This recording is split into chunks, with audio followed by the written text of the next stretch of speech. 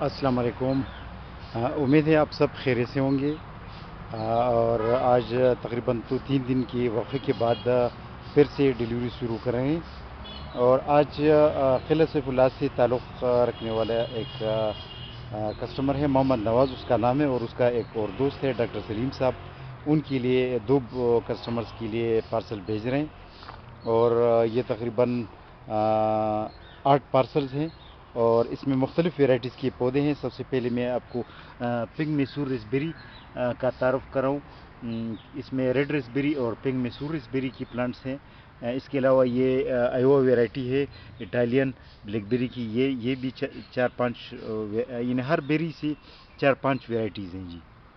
یہ mates کمیونس green tea, اور یہ جو ہے یلو ریسبیری ماشاءاللہ یہ خوب پھوٹ رہے ہیں اور پروگریس پر ہے۔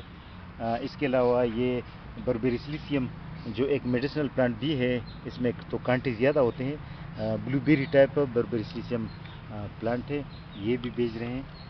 اور یہ یلو کینا لیلی، اس کے علاوہ نیکٹرین کے پودے، اور یہ جو ہے نٹ پیکا نٹ کے پودے، یہ جو ہے براؤن پیپر، جس طرح وائلڈ براؤن پیپر، یہ مقامی ویرائٹی ہے، وہ انڈین والی نہیں ہے، بیل والی ویرائٹی نہیں ہے، ٹھیک ہے۔ اچھا، اس کے علاوہ یہ تقریباً ماشاءاللہ یہ جو پنک میسور ریسبیری ہے، اس نے جو ہے نا اپنے بڈنگ شروع کی ہے، بڈس شروع کی ہیں اور فروٹنگ پہ ہے۔ چھوٹا سا پودا ہوتا ہے لیکن فروٹنگ پہ آ جاتا ہے۔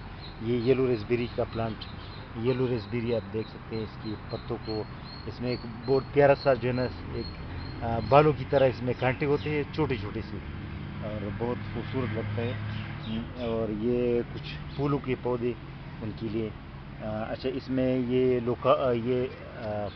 Pink guava, pecan nuts, white mulberry, یہ جو ہے چیری پلم جس طرح چیری کی طرح آلو بخارا ہوتا ہے، اور چیری کی طرح دانا ہوتا ہے، لیکن چیری میٹھا ہوتا ہے، یہ ترش ہوتا ہے، صرف ذائقے میں فرق ہے۔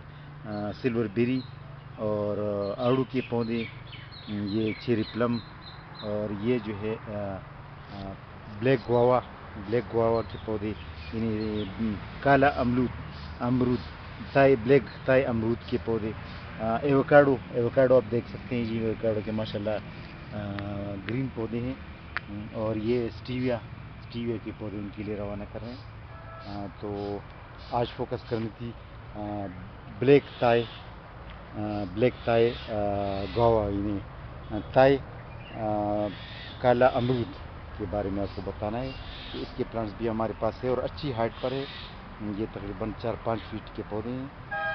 تو آج آپ کو مختلف ویرائٹیز کا تعارف کرنا تھا کہ یہ 2 کسٹمرز کے لیے بھیج رہے ہیں۔ قلعہ سیف اللہ جو بلوچستان سے تعلق رکھتا ہے، تو قلعہ سیف اللہ ان کے لیے بھیج رہے ہیں۔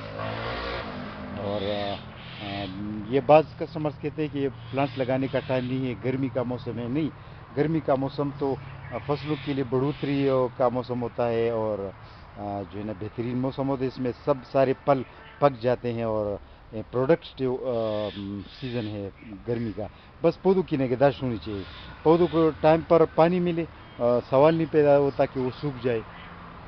ان کے لیے ایک ماحول پیدا کرنا چاہیے نا۔ اور خاص کر آپ سب سے گزارش ہے کہ مئی اور جون اس 2 مہینوں میں ہر دوسرے دن یا تیسرے دن بعد پودے کو پانی دینا چاہیے، ہر دوسرے تیسرے دن تھوڑا بہت پانی دینا چاہیے، لیکن پانی دینا چاہیے، کیونکہ خاص کر جو پودا گملے میں ہو اس پہ گرمی کی تپش روٹس پر، جڑوں پر زیادہ ہوتی ہے، تو اسی لیے گرمی کا دباؤ کو برداشت کرنے کے لیے پانی دینا چاہیے، تاکہ سوئل میں، مٹی میں تھوڑی سی ٹھنڈک ہو، تاکہ جڑوں کو گرمی کی تپش زیادہ نہ لگے۔